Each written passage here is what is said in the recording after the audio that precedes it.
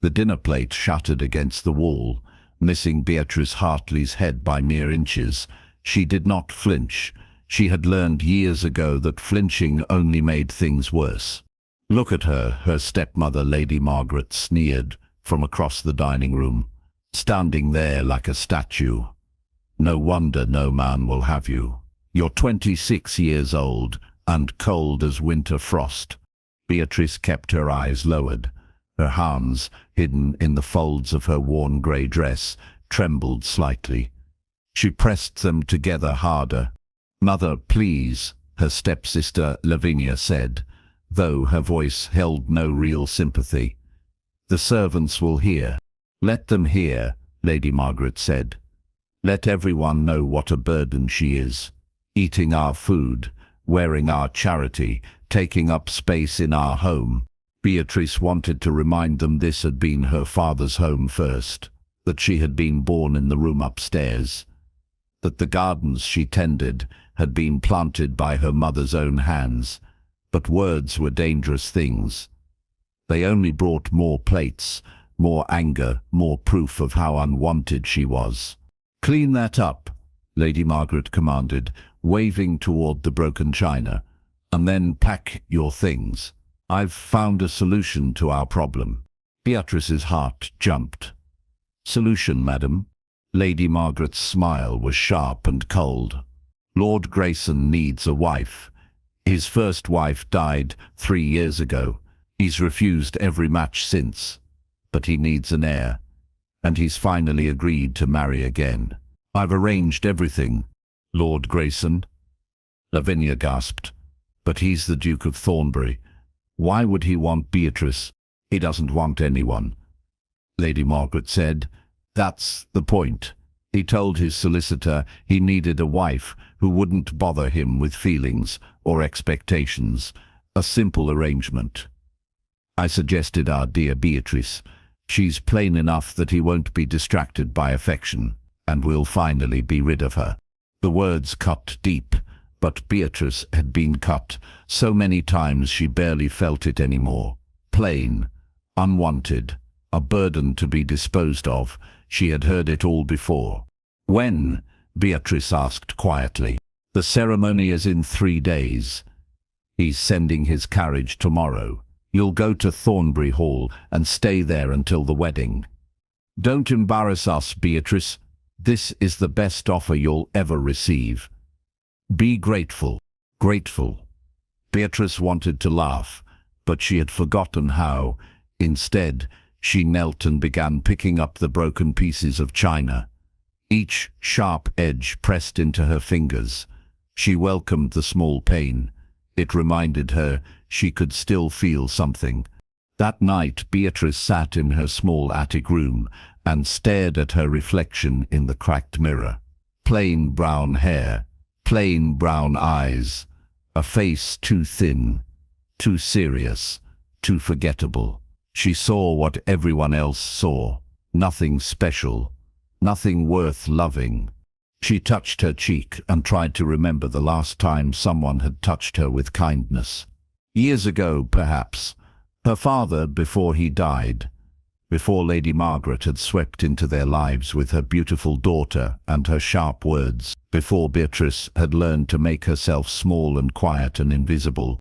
Tomorrow, she would go to Thornbury Hall. In 3 days, she would marry a duke who didn't want her. She would become a wife in name only, living in a grand house with a man who had chosen her because she was forgettable. It should have made her sad. Instead, she felt almost relieved. At least Lord Grayson had been honest. He didn't want feelings. He didn't want love. Neither did she. Love was for people who could afford to be hurt. Beatrice had been hurt enough for one lifetime.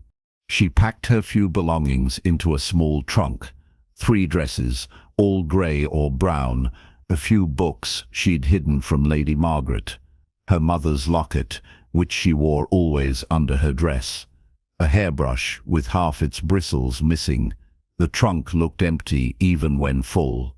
As she folded her nightgown, her hands shook again. She pressed them flat against the fabric. It will be better, she whispered to herself. It has to be better. But she didn't really believe it. Miles Ashworth, the Duke of Thornbury, stood in his study and stared at the portrait above the fireplace.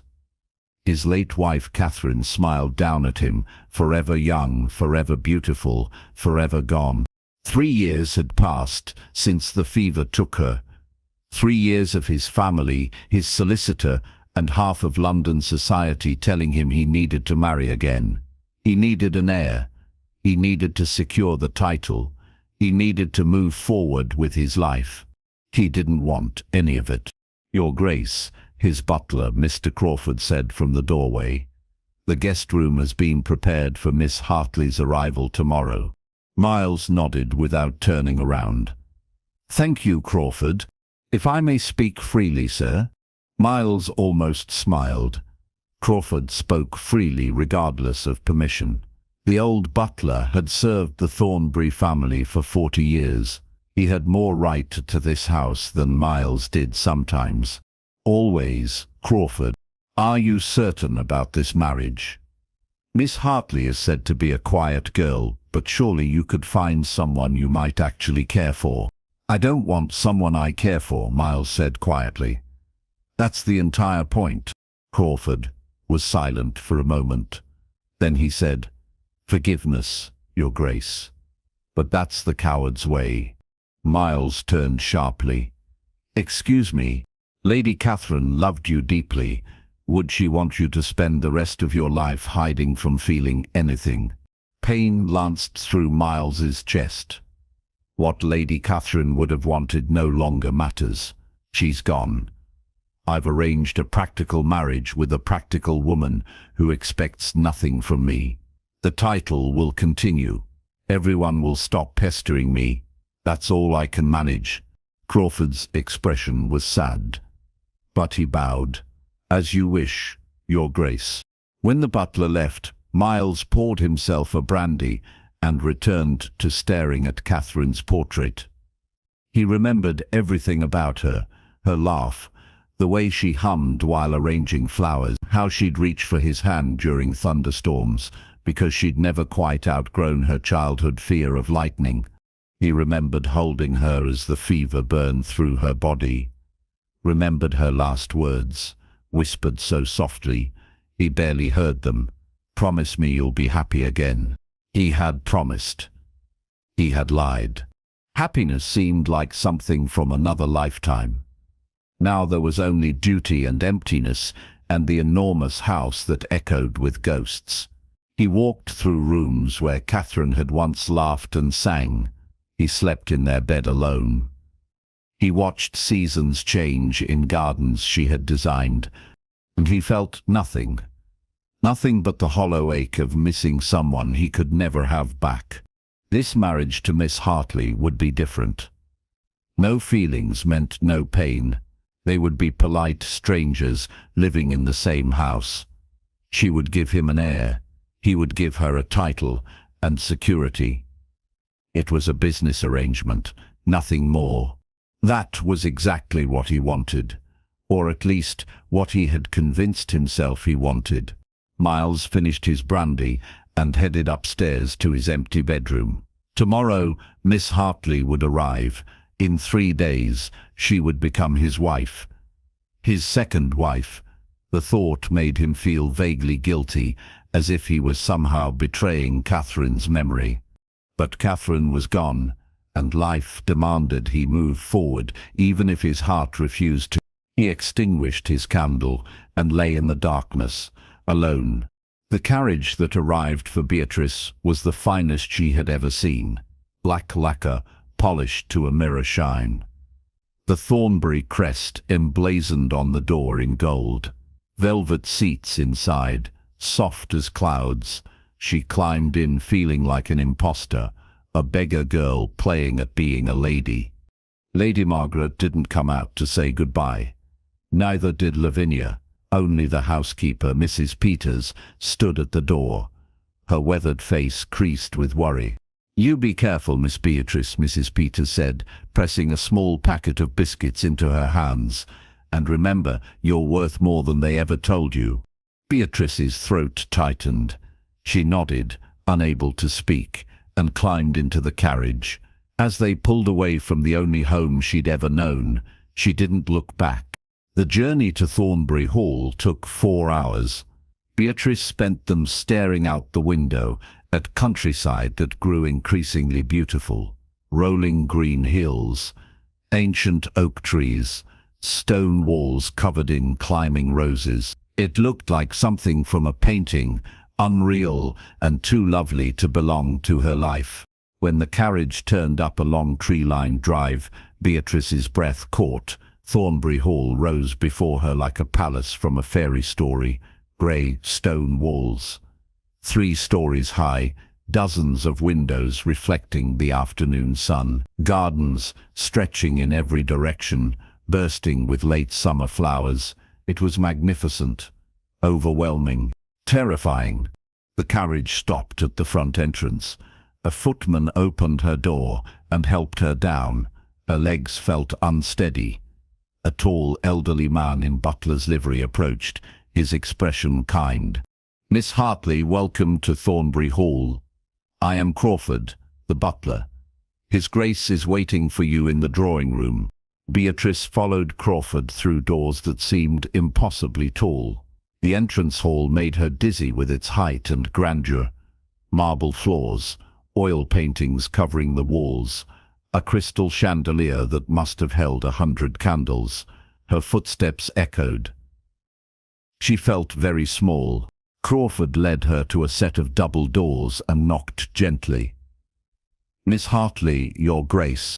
"Enter," said a voice from within. Deep, tired, Crawford opened the doors and gestured for Beatrice to go in. She took a breath and stepped forward. The drawing room was as grand as everything else, but she barely noticed the furnishings, her attention fixed on the man standing by the window.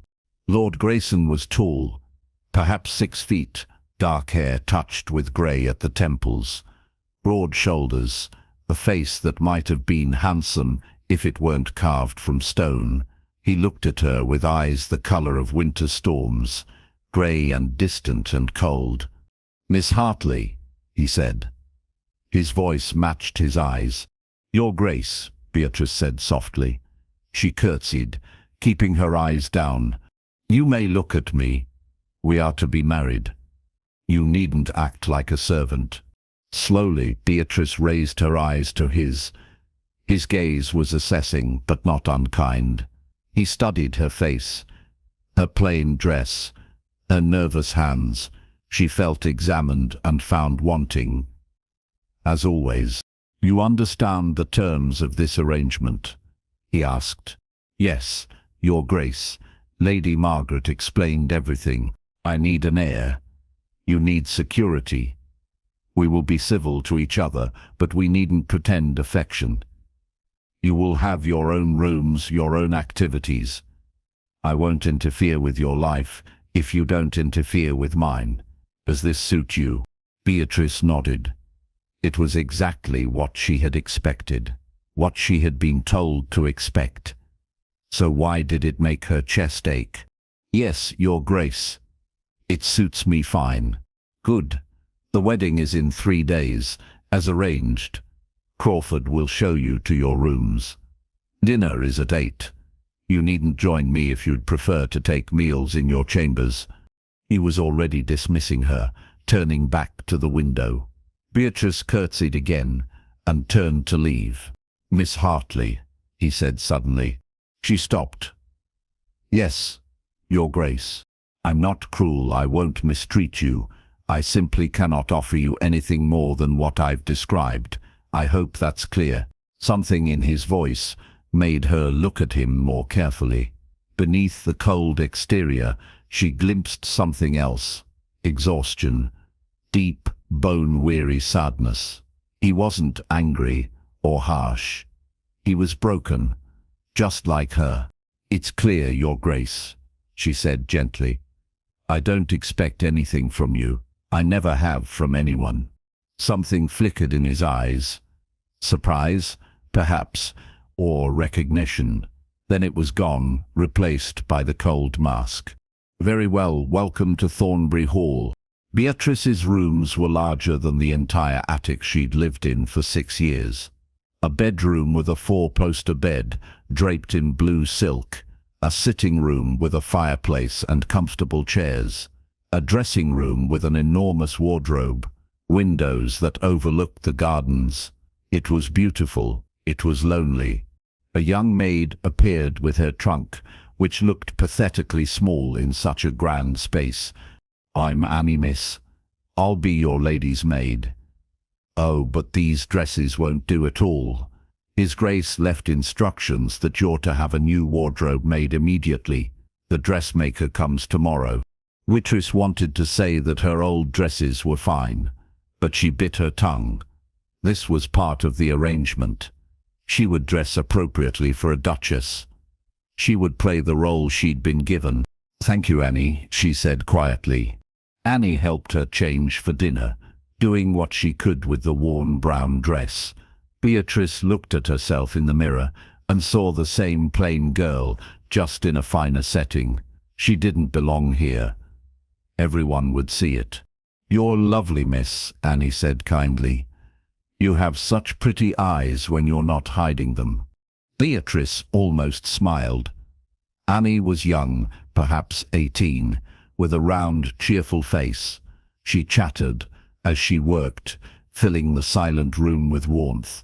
At 8 o'clock, Beatrice made her way downstairs, following Crawford's directions to the dining room.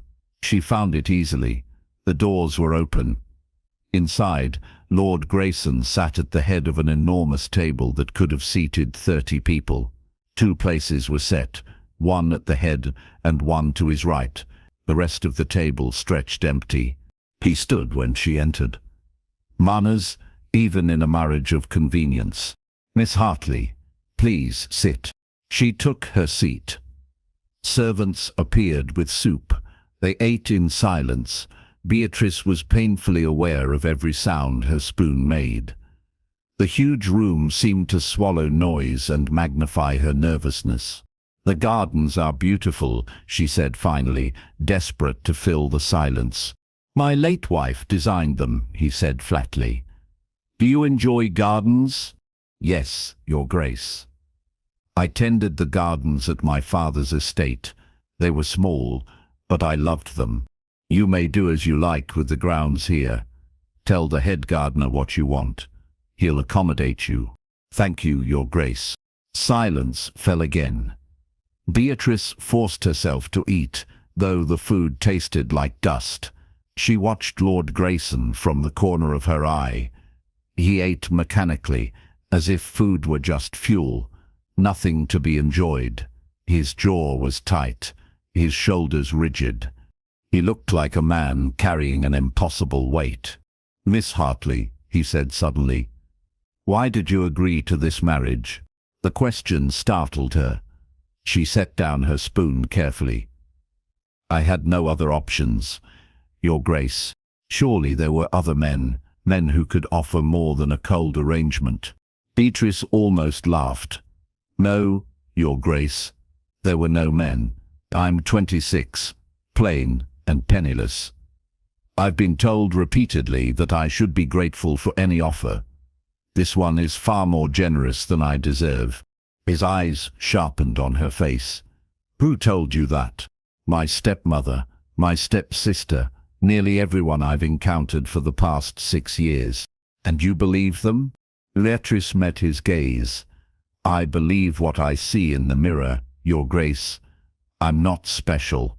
I'm not beautiful. I'm simply convenient for your purposes. That's enough." Something shifted in his expression. "Miss Hartley, I chose you because I don't want complications or expectations, but that doesn't mean I agree with your family's assessment. You seem like a kind and sensible woman. That's worth something." The unexpected words made her throat tight. "Thank you, Your Grace. That's kind of you to say." "I'm not kind. I'm honest. There's a difference." They finished the meal in silence, but it felt different now.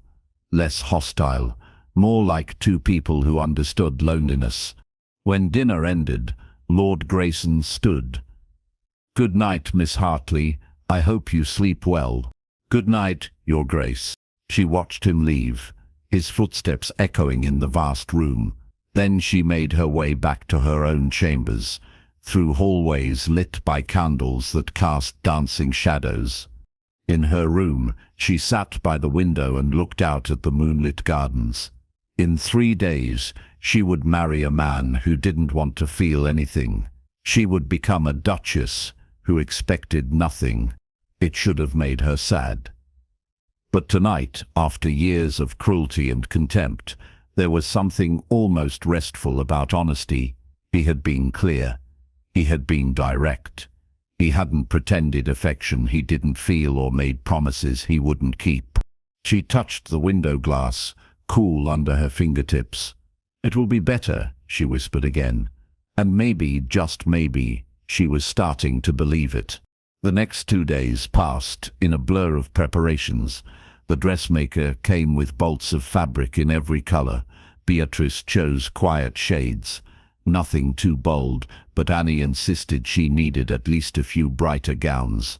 "You're going to be a duchess, miss. You can't wear grey forever." Beatrice allowed herself to be persuaded into a pale blue, a soft green, and one dress in deep rose that made her skin look less pale. She also ordered a wedding dress in ivory silk, simple and elegant. She saw Lord Grayson only at dinner, where they maintained their polite, distant conversations. He asked about her day. She asked about his estate business. They talked like strangers, making small talk at a garden party. But she noticed things.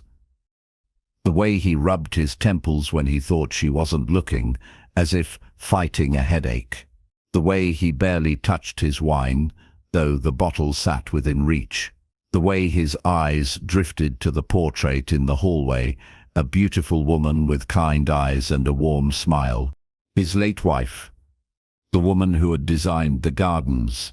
The woman who had left a hole in his life so deep he'd decided never to risk loving again. Beatrice understood that. She had built her own walls after years of hurt. Maybe that's why this arrangement worked. They were both too broken to risk breaking further. The day before the wedding, Beatrice walked in the gardens. They truly were magnificent. Rose bushes, heavy with blooms, lavender that scented the air, stone paths winding between flower beds, a fountain with a stone bench beside it. She sat there, listening to the water, feeling almost peaceful. "Miss Hartley." She jumped. Lord Grayson stood a few feet away. She hadn't heard him approach. "Your Grace, I'm sorry, I didn't mean to intrude on your private gardens." "They're your gardens now," he said. "Or they will be tomorrow. You needn't apologize for being here." He sat on the bench, leaving a careful distance between them. They sat in silence, listening to the fountain. "Are you nervous about tomorrow?" he asked. "A little," she admitted. "Everything is happening very quickly. If you've changed your mind, you can leave. I'll arrange transportation back to your family. No questions, no consequences." Beatrice looked at him sharply. "Do you want me to leave?" "No, but I want you to have a choice. This is your life, Miss Hartley. You shouldn't feel trapped." The words touched something deep inside her. When had anyone last cared about her choices? "I'm not trapped, Your Grace. I'm choosing this. I'm choosing you. Or rather, I'm choosing this arrangement between us." He nodded slowly. "Then we proceed as planned." They sat a while longer. The afternoon sun slanted through the trees, turning everything golden. Birds sang. The fountain murmured. And for a brief moment, Beatrice felt something she hadn't felt in years. Safe. The wedding took place in the small chapel on the Thornbury estate. Only a handful of people attended. Crawford, Annie, a few senior servants, the vicar, and them. Beatrice wore her new ivory silk dress. Annie had pinned her hair up with white roses from the garden. She looked in the mirror and barely recognized herself. Not beautiful, perhaps, but less plain, less invisible. She walked down the aisle alone, no one to give her away, but Crawford smiled at her with such kindness that she felt less alone. Lord Grayson waited at the altar in a dark coat and silver waistcoat. His face was impassive. When she reached him, he offered his hand. His fingers were warm and steady around hers. The ceremony was brief. Traditional words spoken in quiet voices. She promised to love, honor, and obey. He promised to love, honor, and cherish. They both knew the words were just formality. "You may kiss the bride," the vicar said. Lord Grayson hesitated. Then he leaned down and pressed a chaste kiss to her forehead. It was gentle, careful, over in a heartbeat. But Beatrice felt it long after. The first time in 6 years, someone had touched her with tenderness. They signed the register. Crawford and Annie witnessed. Then it was done. She was Beatrice Ashworth, Duchess of Thornbury. A wedding breakfast had been laid out in the smaller dining room. The food was elaborate, but Beatrice could barely eat. Her stomach fluttered with nerves. This was her wedding day, and it felt nothing like what she'd imagined as a girl. Lord Grayson, now her husband, ate little as well. He kept glancing at her, his expression unreadable. "Shall I call you Miles now?" Beatrice asked quietly. "Since we're married?" He looked surprised. "If you wish, and I'll call you Beatrice, if I may." Of course, the use of first names felt strangely intimate, more intimate than the ceremony itself. When the breakfast ended, Miles stood. "I have business to attend to in my study. You should rest. Tonight I'll come to your chambers to fulfill the purpose of this marriage. I'll be quick and as gentle as possible, I promise." Beatrice felt her face burn. She nodded, unable to speak. He left, and she was alone with her new title and her new life and her racing heart. Annie helped her change into a nightgown later that evening. The girl was quiet, sensing Beatrice's nervousness. "His Grace is a good man, my lady," Annie said softly. "He'll be kind to you." Beatrice hoped she was right. She sat in her bed, covers pulled up, waiting, her heart pounded. She had been told what to expect by Lady Margaret, who had made it sound clinical and unpleasant, a duty to be endured. A soft knock came at the connecting door between their rooms. "Come in," Beatrice said, her voice barely above a whisper. Miles entered wearing a burgundy dressing gown. He looked as uncomfortable as she felt. He sat on the edge of the bed, keeping distance between them. "Beatrice, I need to ask, has anyone explained what happens between husband and wife?" "Yes. My stepmother explained the mechanics." "Did she explain that it shouldn't hurt? That there should be tenderness?" Beatrice looked at him, surprised. "She said it was a duty, that I should endure it." Miles's jaw tightened. "That's not how it should be. I won't hurt you. We'll go slowly. If you want to stop at any point, tell me. This may be an arrangement, but you're still a person deserving of respect." Tears pricked Beatrice's eyes. She blinked them back. "Thank you." He reached out slowly and took her hand. His thumb brushed over her knuckles. "You're trembling." "I'm sorry." "Don't apologize. I'm nervous too, if that helps." She looked at him, really looked at him. His grey eyes were softer now, the coldness melted away. He looked human, vulnerable. "It helps," she whispered. What happened next was gentle, careful. He kept his promise. He talked to her quietly, asking if she was comfortable, moving slowly. It was awkward and strange, but not painful. not cruel. And when it was over, he didn't immediately leave. He stayed beside her for a few moments, his hand still holding hers. "Are you all right?" he asked. "Yes. Thank you for being kind." He looked at her with an expression she couldn't read. Then he stood, pulling his dressing gown closed. "Good night, Beatrice." "Good night, Miles." He left through the connecting door. Beatrice lay in the darkness, her body still tingling with strange new sensations. It hadn't been what she expected. It had been better, not romantic or passionate, but gentle, considerate. For the first time in years, someone had treated her like she mattered. She touched her lips, remembering the brief kiss on her forehead during the ceremony. Then she touched the spot on her hand where his thumb had brushed her knuckles.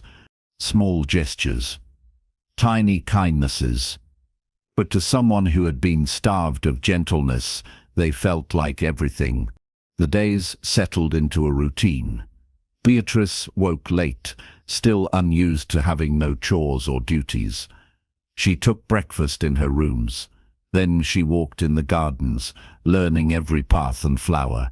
The head gardener, Mr. Donnelly, welcomed her suggestions. Soon she was helping plan new plantings for spring. She took tea in the conservatory. She read in the library, which held thousands of books. She wrote letters to Mrs. Peters, the only person from her old life who had been kind to her. She saw Miles only at dinner. They talked about safe topics, the weather, the estate, books they'd read.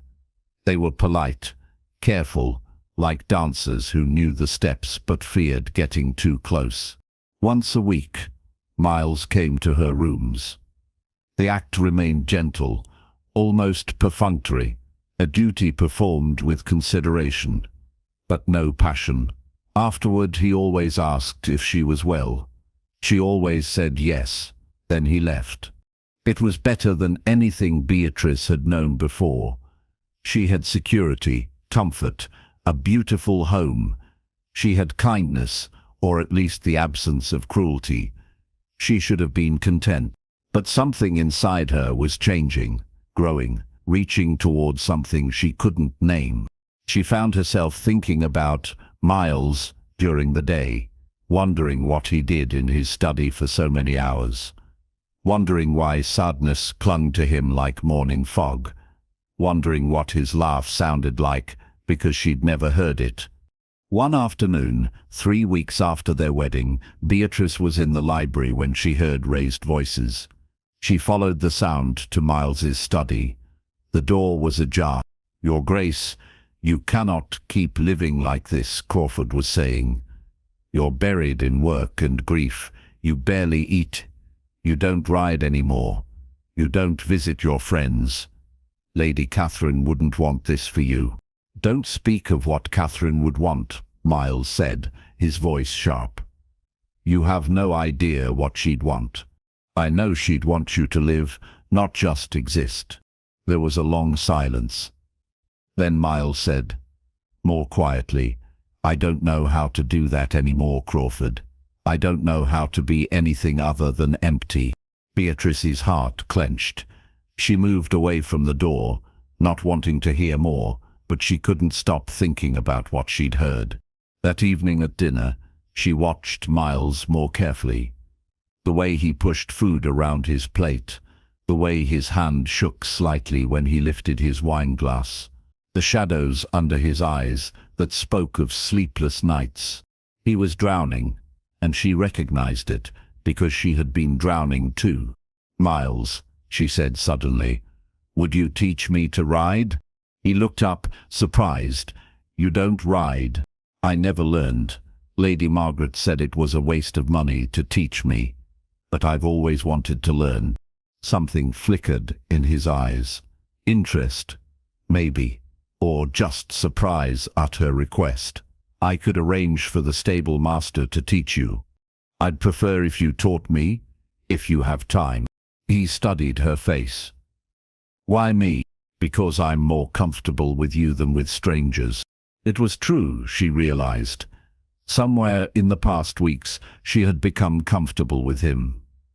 His quiet presence, his careful manners, his gentle hands. "All right," he said slowly. "Tomorrow morning, dress in something practical."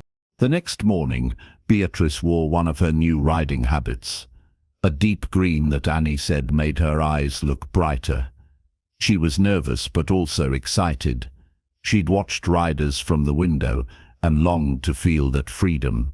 Miles met her at the stables. He looked different in casual clothes, less formal, almost approachable. He introduced her to a gentle mare named Daisy. "She's calm and patient, perfect for learning." He showed her how to approach Daisy, how to stroke her neck, how to let the horse know she meant no harm. His hands guided hers, warm and steady. Beatrice felt her heart skip. "Now we'll help you mount," he said. He boosted her into the saddle, his hands firm on her waist. She grabbed the reins, suddenly very high above the ground. Miles swung easily onto his own horse, a magnificent black stallion named Midnight. "Just sit for a moment. Get comfortable with the height." They started slowly. Miles taught her how to hold the reins, how to signal the horse with gentle pressure. Daisy responded beautifully, as if she knew her rider was learning. They walked the horses around the paddock. Miles was patient, his instructions clear and calm. When Beatrice got frustrated with herself, he simply said, "You're doing well. Learning takes time." No one had ever been patient with her before. The kindness made her throat tight. After an hour, Miles said, "That's enough for today. You did excellently. Can we do this again tomorrow?" He smiled. It was brief, barely there, but it was a smile, the first she'd seen from him. "Yes, every morning, if you'd like." And they did. Every morning, they rode together. Beatrice grew more confident. Daisy responded to her touch, and Miles began to relax.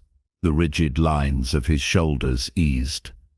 He talked more, pointing out landmarks on the estate, telling her about the tenants who farmed the land, sharing small pieces of himself. One morning, 2 weeks into their riding lessons, they stopped by a small lake on the far edge of the property. The water reflected the sky like a mirror. Trees arched overhead, their leaves turning autumn gold. "This is beautiful," Beatrice said. "Do you come here often?" "I used to. Catherine and I had picnics here in summer." His voice was sad but not bitter. "I haven't been back since she died." Beatrice looked at him. "Tell me about her." He tensed. "Why?" "Because she was important to you. Because her memory is part of who you are. I'd like to understand." Miles was quiet for so long she thought he wouldn't answer. Then he said, "She was sunshine. That's the only way I can describe her. She made everything brighter. Everyone loved her. I loved her from the moment I met her." "How did you meet?" "At a ball in London. I was 25, required to find a wife. I danced with a dozen suitable young ladies and felt nothing. Then Catherine asked me if I was always so serious. I said yes. She said that was a shame because life was too short to be serious all the time. She made me laugh. No one else had ever made me laugh." Beatrice heard the pain in his voice, the love that still lived 3 years after death. "She sounds wonderful." She was. We had 5 years together. Not enough, but more than some people get. When she died, I thought I'd die too. I wanted to, but I didn't. So I just stopped feeling instead.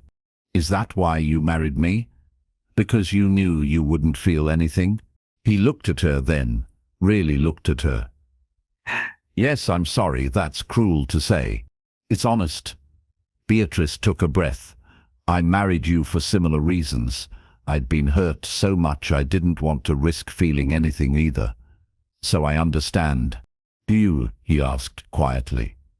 Do you understand what it's like to lose someone who was half your soul?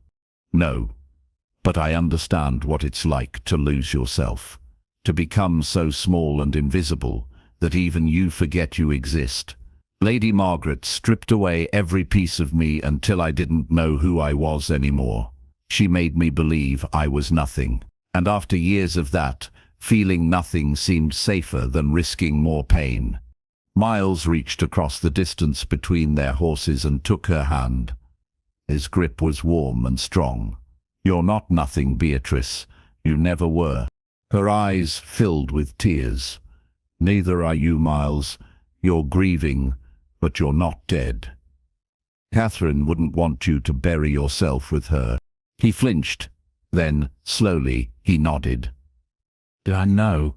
Crawford tells me the same thing. I just don't know how to come back. Maybe we could figure it out together, Beatrice said softly.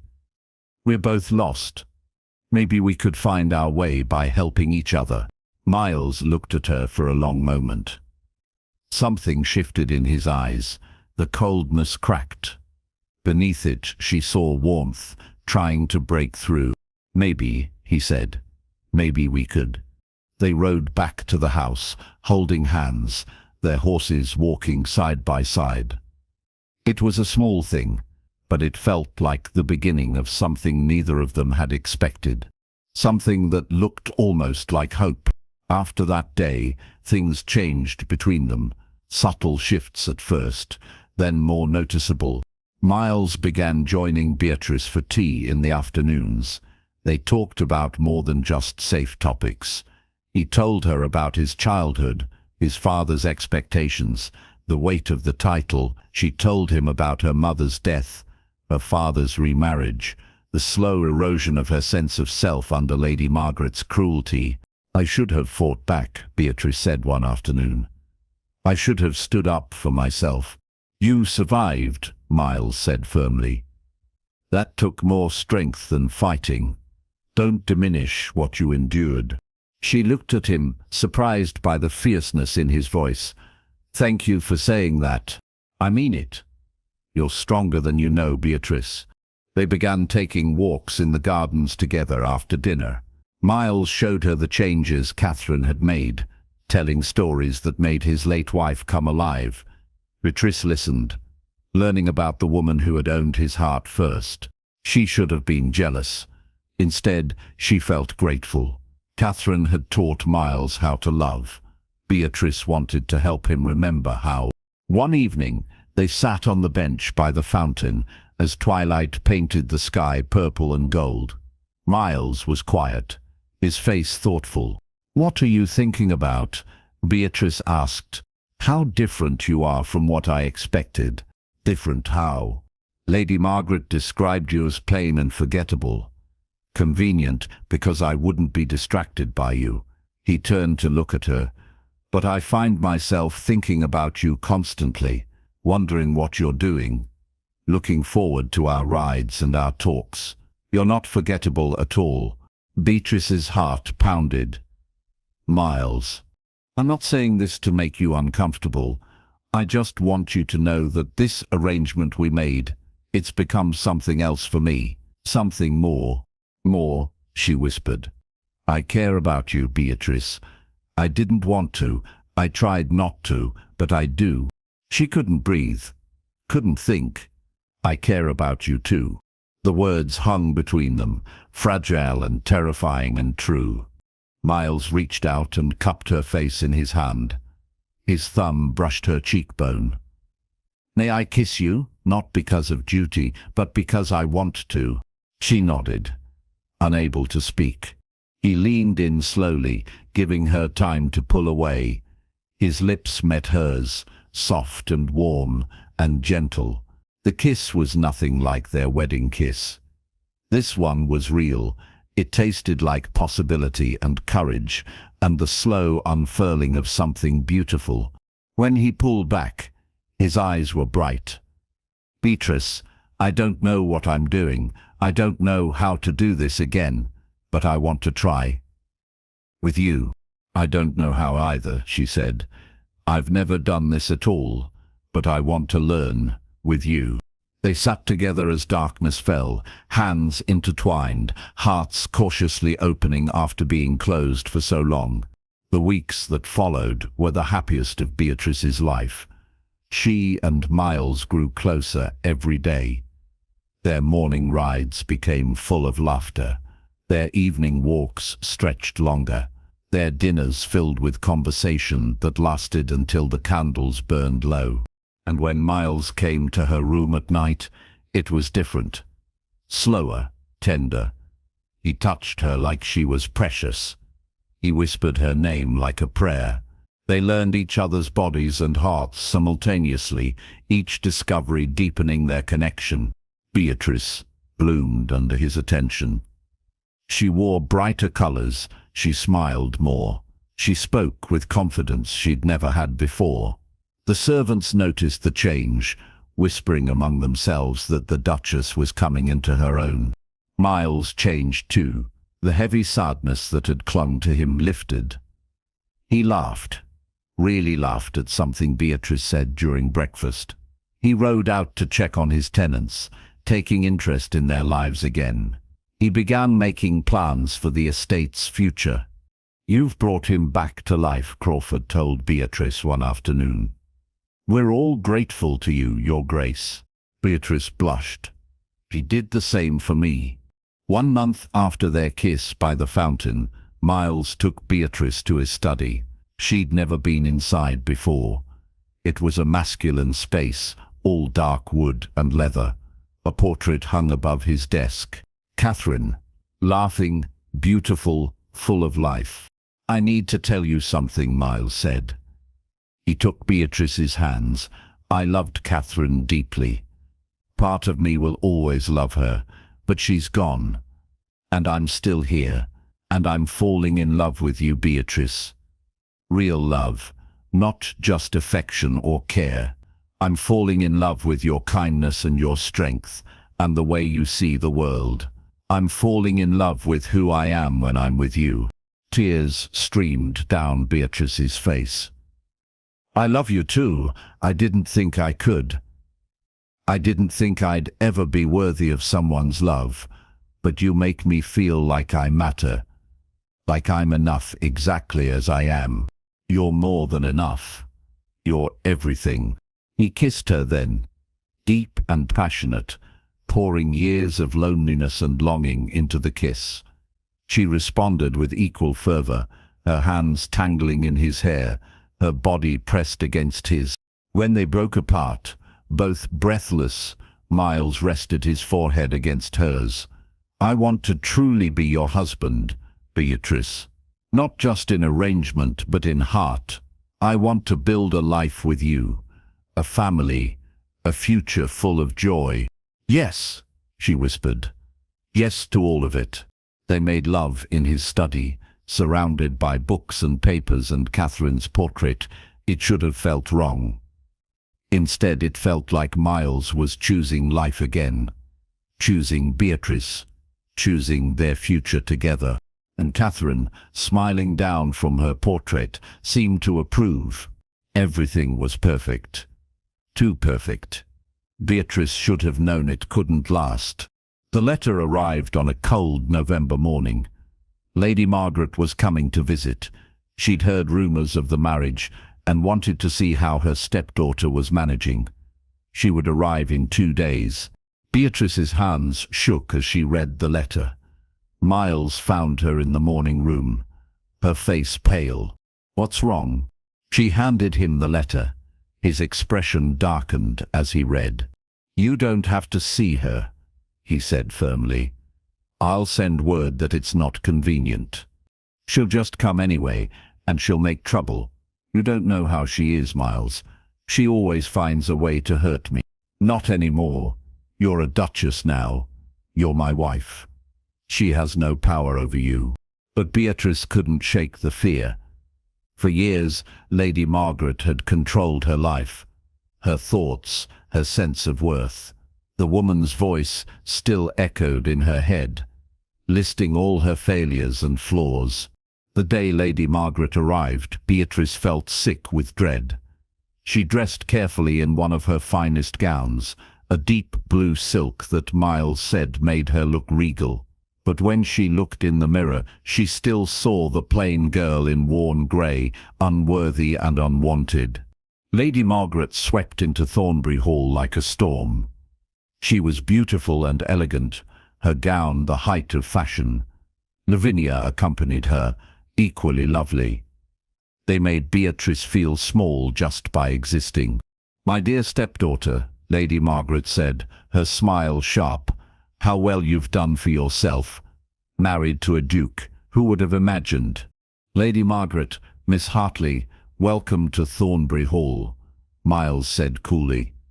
He stood beside Beatrice, his hand at the small of her back, a gesture of support. "You'll stay for tea, I presume?" "Of course. I'm eager to see how Beatrice is managing such a grand household. I do hope she hasn't embarrassed you, Your Grace. She was never trained for such responsibility." "On the contrary," Miles said, "Beatrice is an excellent duchess. The household runs beautifully under her care." Lady Margaret's eyes narrowed. How surprising.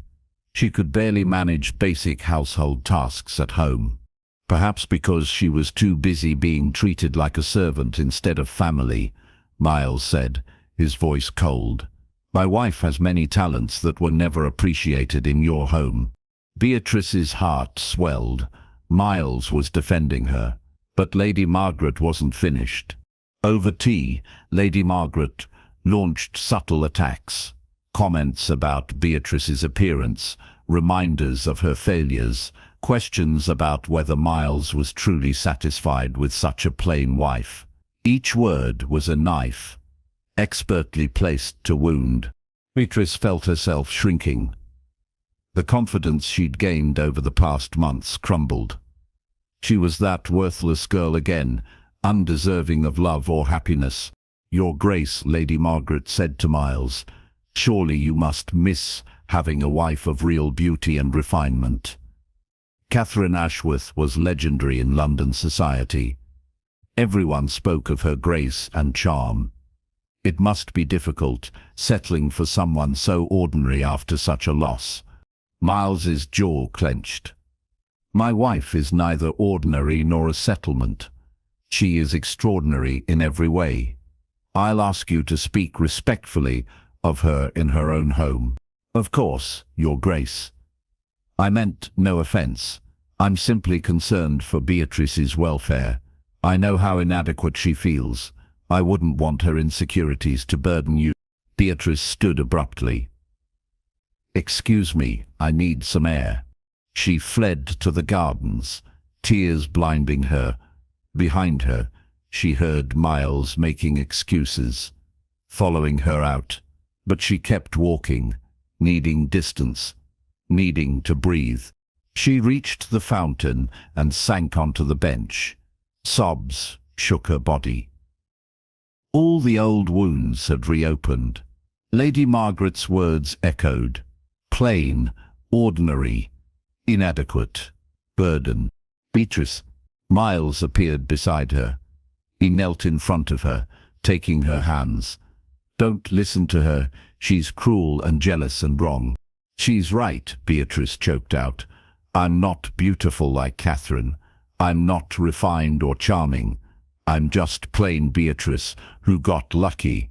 You settled for me because you didn't want to feel anything, and now you're stuck with someone ordinary." "Stop." Miles's voice was sharp. "Stop repeating her poison.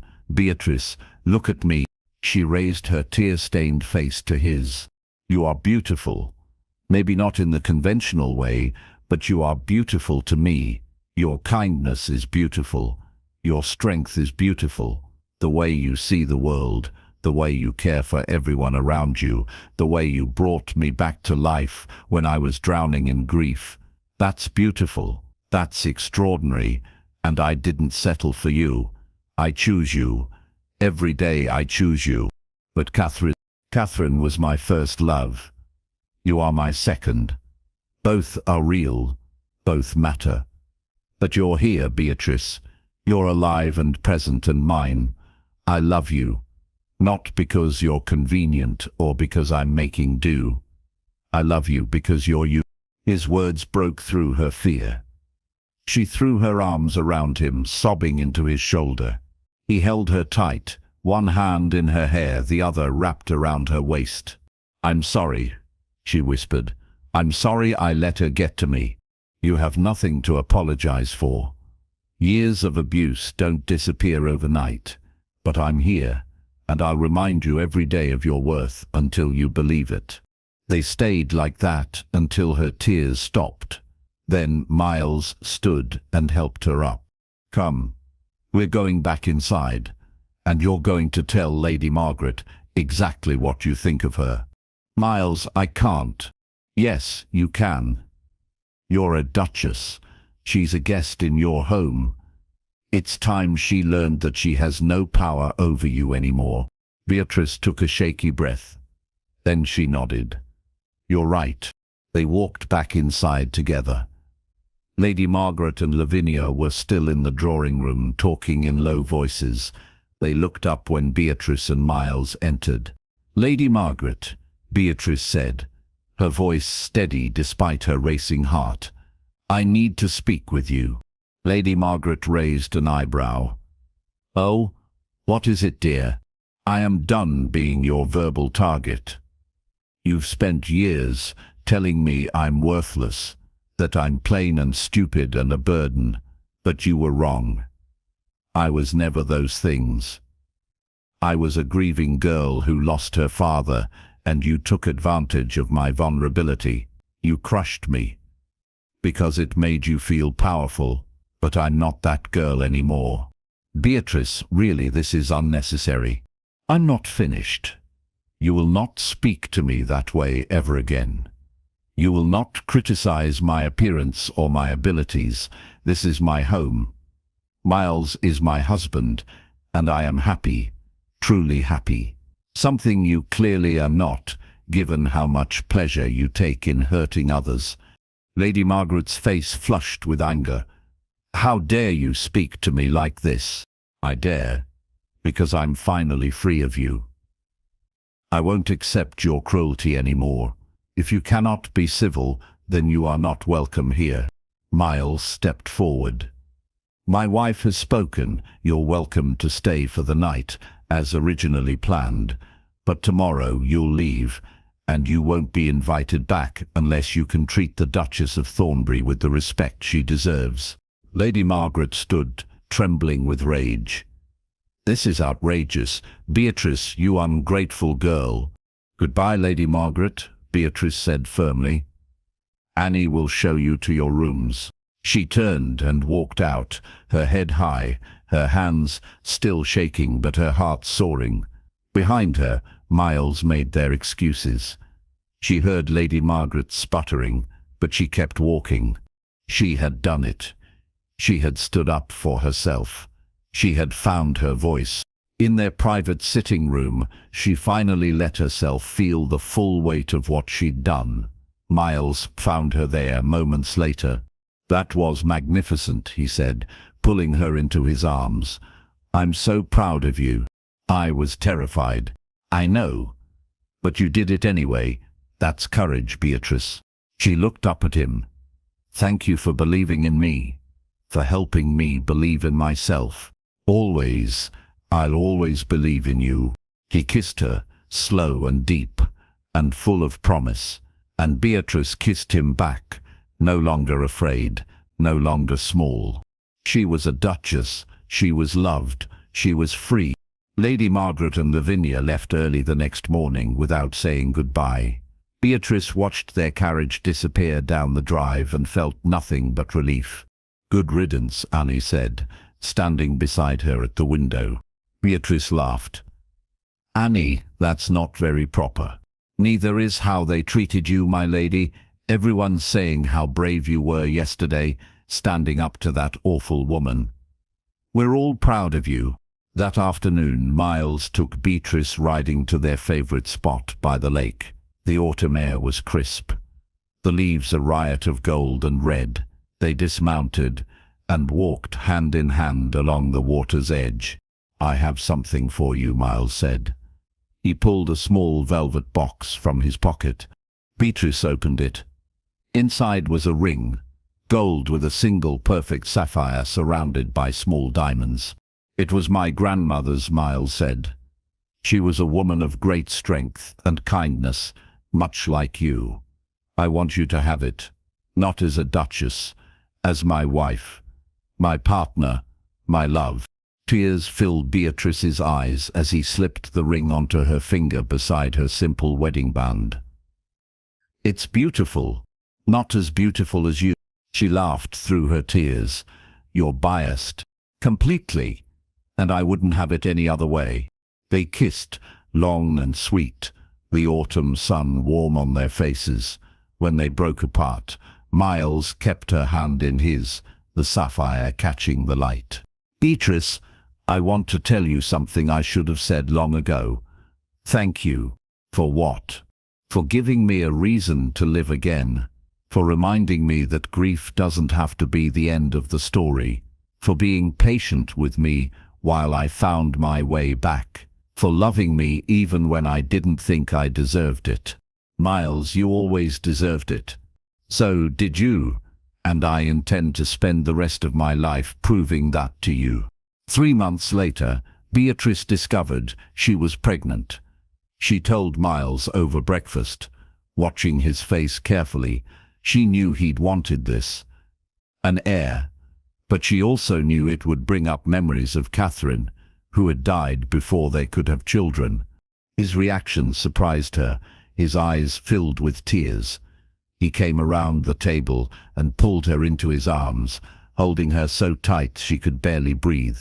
"Thank you," he whispered. "Thank you for this gift. You're happy? I'm overwhelmed. I'm terrified. I'm more joyful than I ever thought I'd be again. Beatrice, we're going to have a baby. Our baby." She laughed, crying happy tears. "Yes, we are." The pregnancy was easy. Beatrice bloomed, her body changing, her confidence growing. Miles was attentive to the point of being comical. He worried about her constantly, insisting she rest more, eat more, do less. "I'm pregnant, not dying," she teased one afternoon when he tried to carry her upstairs. "I know, but you're carrying something precious. I need to take care of you both." "You do, every single day." Their son was born on a warm May evening as spring flowers bloomed in Catherine's gardens. The labor was long and difficult, but Beatrice was strong. When the midwife placed the baby in her arms, Beatrice felt her heart expand in ways she'd never imagined. "He's perfect," she whispered. Miles sat beside her on the bed, his arm around her shoulders, staring at their son with wonder. "He looks like you. He has your nose." "Poor child." She laughed, exhausted, but radiantly happy. "What should we name him?" "I was thinking William, after my father, and Thomas, after yours, if that's all right with you." More tears. "William Thomas Ashworth." "It's perfect." They sat together, a new family, watching their son sleep. Outside, the sun set over the gardens. The world continued turning, and in that moment, everything was exactly as it should be. 5 years later, Beatrice sat in those same gardens, watching Miles push their son William on a swing. Their daughter Catherine, named for Miles's first wife with Beatrice's blessing, played in the flowers nearby. Their youngest, baby Eleanor, slept in Beatrice's arms. "Higher, Papa," William shouted, laughing. "Any higher and you'll fly away," Miles said, but he pushed harder. Beatrice smiled, her heart full. She thought about the girl she'd been when she first came to Thornbury Hall. Broken, scared, convinced she was worthless. That girl seemed like someone from another life. She had found herself here, found her strength, found her voice, found love she'd never dreamed possible. Miles caught her eye and smiled, that warm, genuine smile she'd worked so hard to earn. He left William on the swing and came to sit beside her, kissing her cheek, then Eleanor's soft head. "What are you thinking about?" he asked. "How far we've come. How different everything is from what we expected. Better or worse?" "So much better. Miles, I never thought I could be this happy." "Neither did I. You saved me, Beatrice. In every way a person can be saved. We saved each other." He kissed her properly then, tender and full of promise. William made gagging sounds. Catherine giggled. Eleanor slept on, unaware. "I love you," Miles whispered against her lips. "Today and always. I love you too, forever." As the sun set over Thornbury Hall, painting the sky in shades of gold and rose, Beatrice held her sleeping daughter and watched her husband play with their children. She thought about warning labels and defensive walls, about how she'd told Miles to stay back in a dozen ways, even as she'd stepped closer every time he spoke. They'd both been so afraid of feeling, so certain that love only brought pain. They'd been wrong. Love had brought healing, joy, purpose, a family built not just on passion, but on genuine partnership and respect. Two broken people becoming whole together. That evening, after the children were in bed, Miles took Beatrice's hand and led her to his study. Catherine's portrait still hung above the desk, but it no longer dominated the room. Photos of their children sat on the shelves. Beatrice's sketches of the gardens hung on the walls. It was a room that honored the past while celebrating the present. "Do you remember the first time I brought you here?" Miles asked. "When I told you I was falling in love with you?" "I remember everything about that day. I was terrified. I'd convinced myself I'd never love again. Then you appeared in my life, quiet and kind, and so much stronger than you believed. You changed everything, Beatrice. You changed me too. You showed me I was worth loving. You always were. I just helped you see it." He pulled her close, and they danced slowly to music only they could hear. Outside, stars appeared in the darkening sky.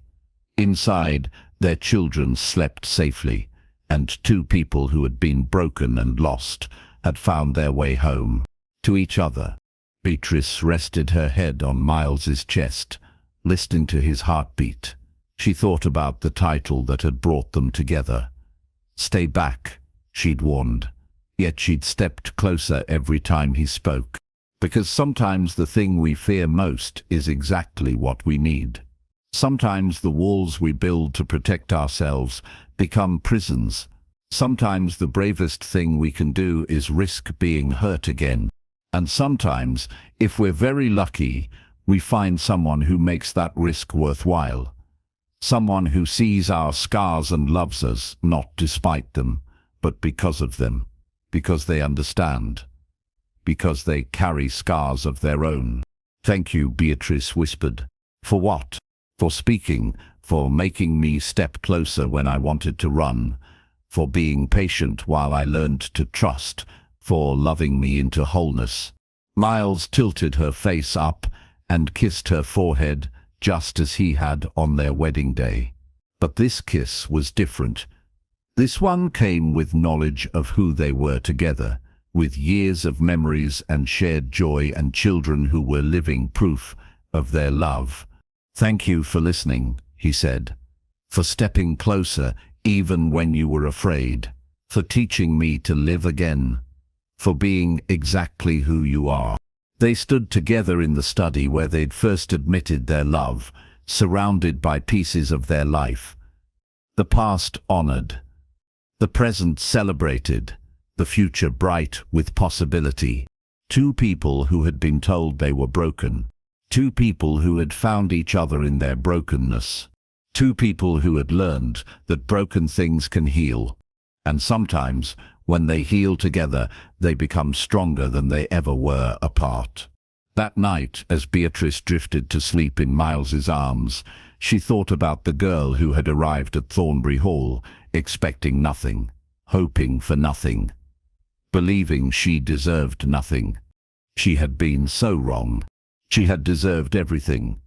She had always deserved everything. And she had found it here, in this house, with this man, in this life they'd built together from the ruins of their separate pains. She had found home. Not in a place, but in a person. In Miles, who spoke to her heart even when she tried to guard it. In Miles, who made her step closer even when fear told her to run. In Miles, who proved that love isn't about perfection. It's about choosing someone, flaws and all, and helping them become their best self while they do the same for you. "I love you," she whispered into the darkness. "I love you too," Miles murmured, already half asleep. "My brave, beautiful Duchess." Beatrice smiled and closed her eyes. Tomorrow she would wake in his arms. Tomorrow their children would fill the house with laughter. Tomorrow they would live another day of their unexpected, extraordinary love story. But tonight she simply savored this moment, this peace, this happiness she'd never dared to dream of. She had warned him to stay back. He had spoken anyway, and she had stepped closer. Closer to healing, closer to love, closer to home. And that made all the difference.